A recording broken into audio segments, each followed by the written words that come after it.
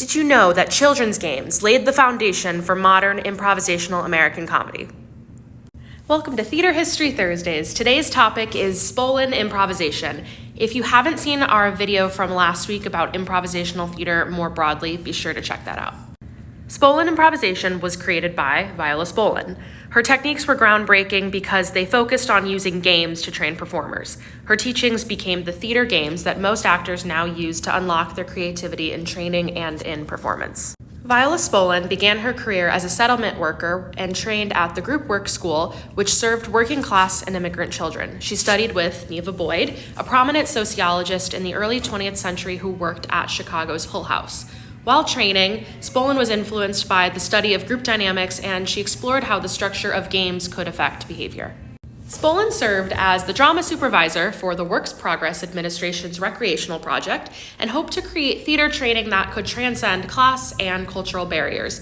In 1946, she founded the Young Actors Company in Hollywood, working with children age 6 and older while also developing her theater game system.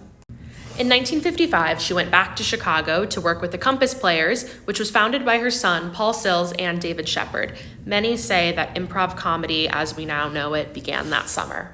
Paul Sills continued popularizing Spolin's techniques and in 1959 founded The Second City with Bernie Malins and Howard Alk.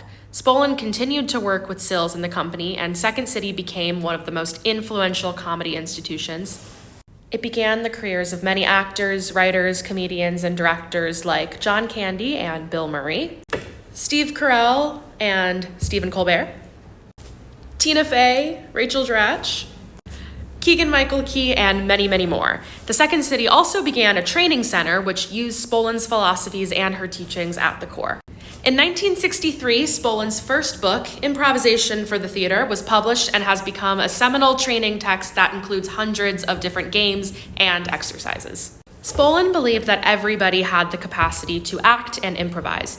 She wasn't concerned with a perceived level of talent, but focused more on a person's ability to be fully present in order to unlock their creativity. She believed in the power of spontaneity, and when an actor was engaged with the present moment, they could follow their impulses and not think about what the right thing to do or the funny thing to do would be, but instead just do.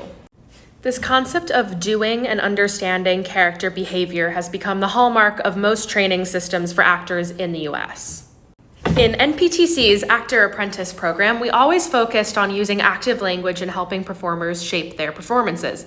What are you doing, whether working with contemporary or classical texts? This focus extends to even our development of new plays, where we challenge playwrights to articulate and incorporate dramatic action even before actors come in and get their hands on a script.